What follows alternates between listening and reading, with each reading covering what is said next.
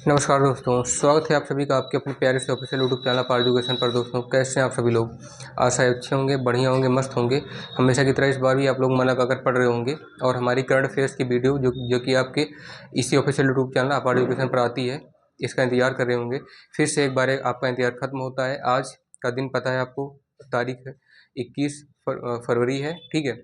दिन आपका शनिवार है। तो इस दिन आपका जो बेसिक करंट अफेयर्स है, लेटेस्ट न्यूज अपडेट से तैयार किया गया, जिसमें दैनिक जागरण, दैनिक भास्कर, अमर उजाला जैसे न्यूज़पेपर शामिल हैं, या फिर Indian express, times of India जैसे, ठीक है।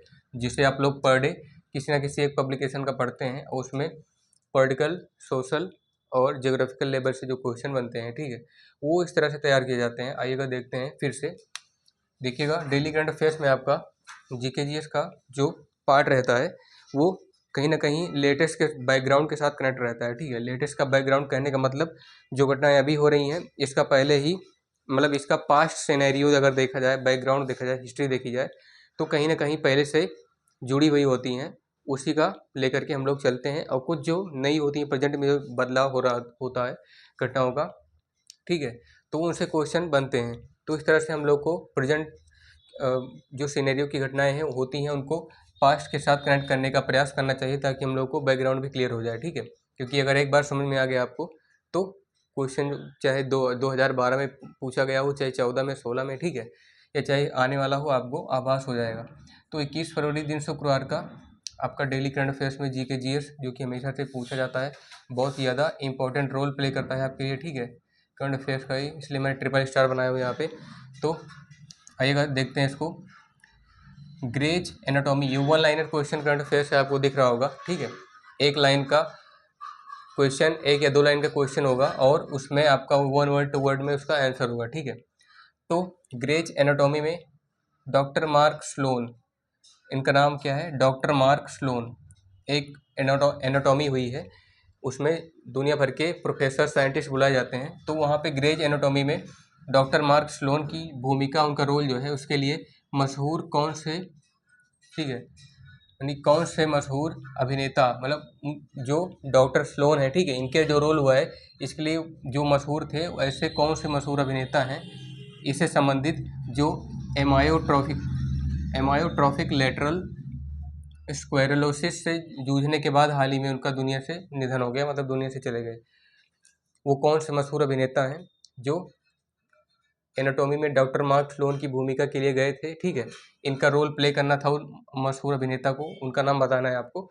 और एमायोट्रॉफिक लेटरल, ये जो है एक प्रकार की डिजीज़ है, बीमारी है।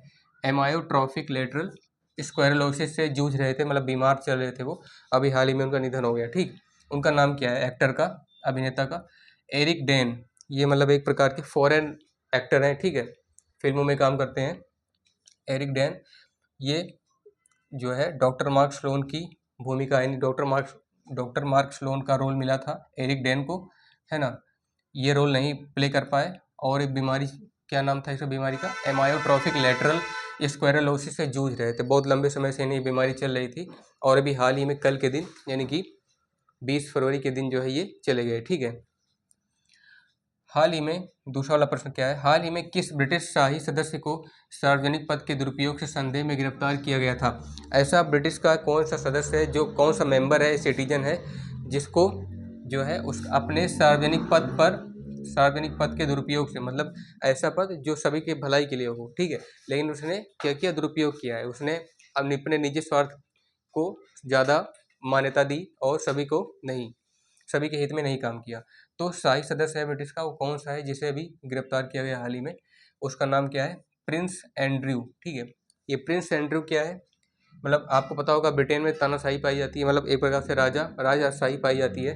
तो वहाँ पर क्या है, राजा होते हैं। तो यहाँ पर इनका नाम क्या है, प्रिंस एंड्रयू। प्रिंस एंड्रयू ने, एक जो कि ये प्रिंस एंड्रयू अभी ब्रिटिश शाह हैं, सदस्य हैं, इनको सार्वजनिक पद के दुरुपयोग से इसके संदेह, मतलब डाउट हुआ है, ऐसा इसके लिए इनको क्या किया गया है, गिरफ्तार किया गया है, ठीक है, सार्वजनिक पद के दुरुपयोग से।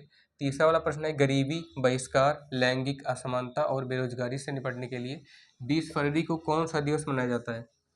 कौन कौन सा? गरीबी, बहिष्कार, लैंगिक असमानता और बेरोजगारी, ये चार ऐसी चीज़ें हैं जिनसे निपटने के लिए अभी 20 फरवरी नहीं, आज, सॉरी, कल के दिन को जो है मनाया जाता है। कौन सा दिवस, एक उसका नाम क्या है, पूरे वर्ल्ड लेवल पे, ग्लोबल लेवल पर मनाया जाता है, उसका नाम है विश्व सामाजिक न्याय दिवस। ठीक है, वर्ल्ड सोशल जस्टिस डे।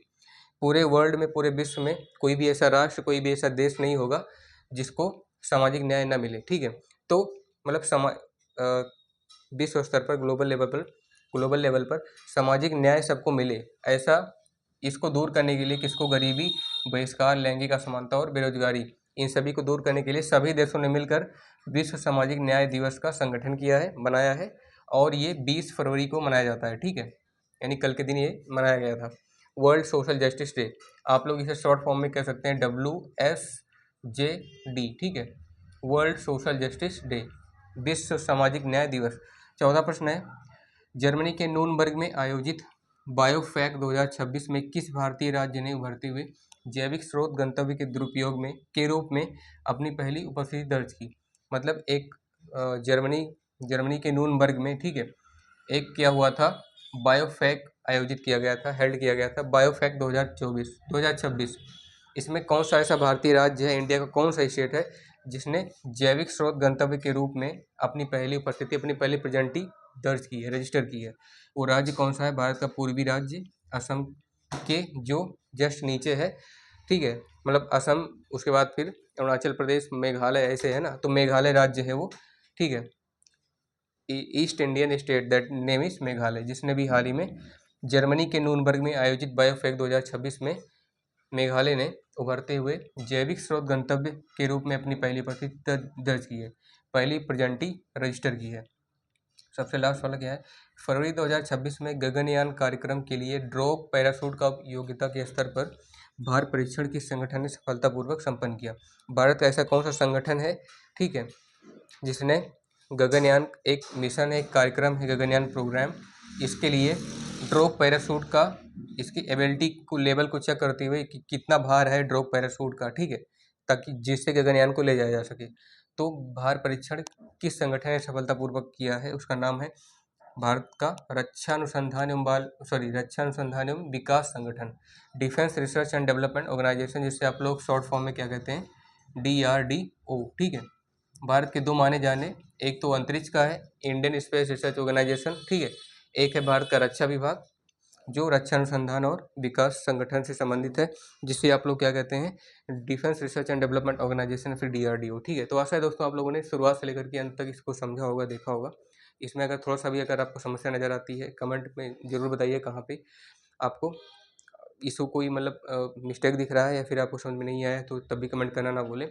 अगर आप हमारे चैनल पर पहली बार, सब्सक्राइब कीजिएगा, वीडियो को जितना ज़्यादा उसके लाइक कीजिए, शेयर कीजिए। ठीक है, अपने दोस्तों तक पहुंचाना आप लोगों का कर्तव्य है भारतीय नागरिक होने के नाते, और वैसे भी हमारा रिक्वेस्ट रहेगा आपके लिए कि जितना ज़्यादा हो सके आप शेयर कीजिए। पढ़ते रहिए, मस्त रहिए, ठीक है, धमाल मचाते रहिए। मिलते हैं आपसे नेक्स्ट वीडियो में। जय हिंद, वंदे मातरम।